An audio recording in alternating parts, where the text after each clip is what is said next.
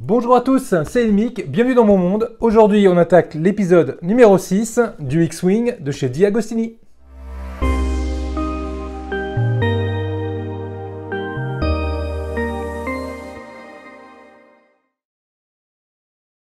Et sans plus tarder, voyons voir ce qu'on va y trouver à l'intérieur de ce fascicule numéro 6. Bon, la construction des décors, ok, je passe rapidement. Là, c'est quand même sympathique. On retrouve bien les détails. Donc ça, par contre, c'est pas la maquette, hein. C'est bien ce qu'il y a dans le film. Le décor du film. Et on voit, c'était quand même super détaillé. C'était très intéressant. Là, pareil, ici, le tableau de bord. Du coup, on va se rendre compte quelques pages plus loin. Hop. Là, c'est une photo du cockpit de la maquette. Et on voit quand même que on retrouve tous les détails de la photo. On va retrouver la petite grille ici, là. La petite grille ici, avec les décors. Et là, on va retrouver les différents flexibles qu'on retrouve ici. Et ma foi, ça a plutôt un joli rendu. Donc ça va vraiment être sympathique cette maquette. Et bon, là, on arrive sur le coin pas rigolo du tout. Le numéro 6, c'est ça. Une pièce. Une pièce. Altaïa, D'Agostini, j'ai payé 11 € le numéro 6. Il n'y a pas 11 € de matière, là. Il n'y a pas 11 € de plastique. Bref, allez, on attaque sans plus tarder. Donc, on commence à prendre le cockpit et on récupère les deux petites pièces qu'on a montées dans le numéro 5. Ici, on prend, que je dise pas de bêtises, c'est cette pièce-là. On prend celle-ci et on vient la mettre, hop là, sur le côté gauche du cockpit. On le positionne et on va venir mettre les vis qui sont fournies avec. Alors c'est des XW06, hop, que j'ai mis dans ma petite boîte. 06, pardon, des XW02. Et on va les récupérer, hop.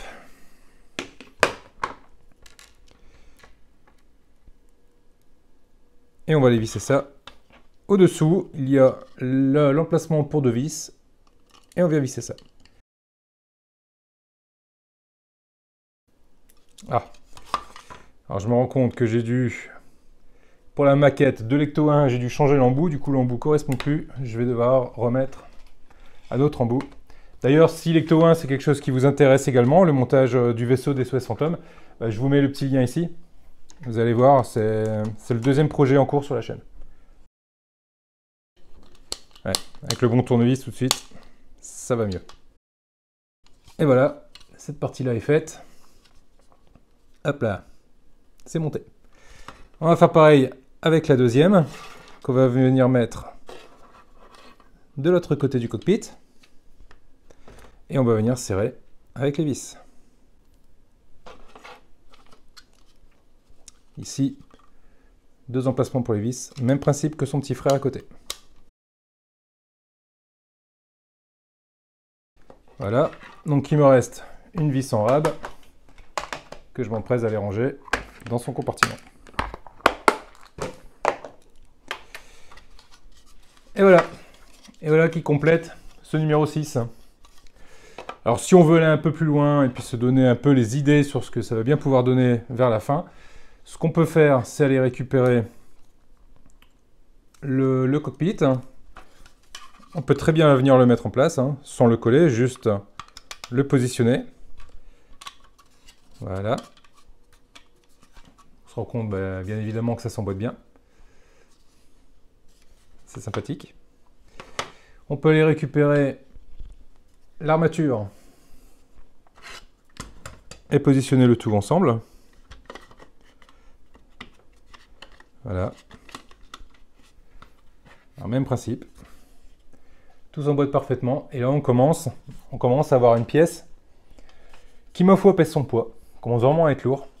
À mon avis, le X-Wing complet va peser, non pas un âne mort, mais il va être lourd. Le petit cockpit qui s'ouvre, c'est vraiment sympathique. Alors, je profite du coup que cette vidéo est plutôt courte. Je me suis rendu compte que je ne vous avais pas fait montrer le rendu du canon laser.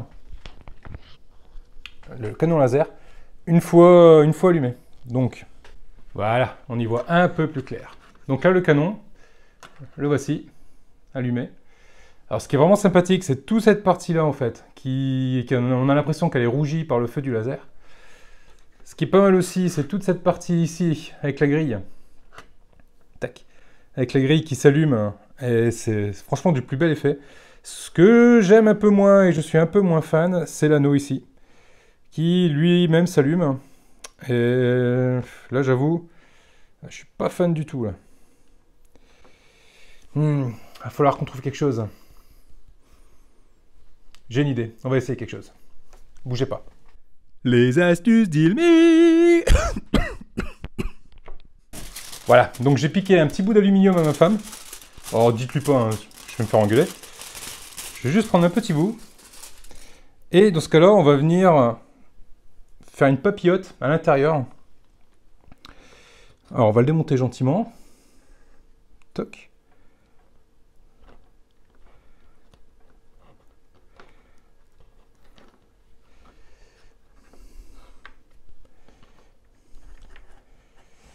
Je vais complètement démonter, hop, la fibre complètement. Je ne vais pas m'embêter. Hop, on tire ça. On tire ça. Cette partie-là. Et cette partie-là. On va mettre la fibre autour. Parce que le but du jeu, c'est pas non plus de plus pouvoir passer la fibre. Et on va venir mettre l'aluminium, comme ça, autour de la fibre. On va venir repasser la première pièce. Hop là. On va venir repasser la fameuse pièce en translucide. Alors le fait de laisser allumer, ça permet justement de voir le résultat.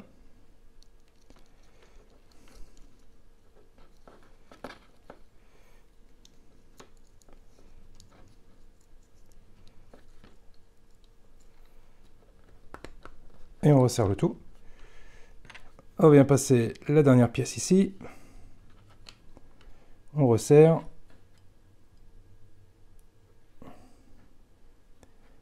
On vient repasser ça.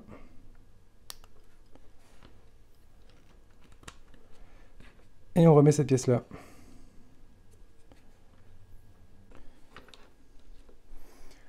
Et voilà. Donc ceci est fait. Donc du coup, bon, on a toujours bien le rouge ici dans la grille. On a toujours le bout du canon là qui est toujours bien rouge aussi. Et on n'a plus cet affreux visuel rouge là en plein milieu sur cet anneau. Et voilà, ce qui rend du plus bel effet. C'était les astuces d'Ilmi. Donc voilà, ça c'était mon astuce gratuite. Allez, je pense qu'on a fait le tour sur ce numéro. Je le regarde, oui, j'ai rien oublié. Et bien alors, je vous dis à très vite. Je vous laisse vous abonner si vous n'êtes pas abonné, mettre un petit pouce bleu si vous ne l'avez toujours pas fait. Et ben, je vous dis à très bientôt les loulous. Allez, salut!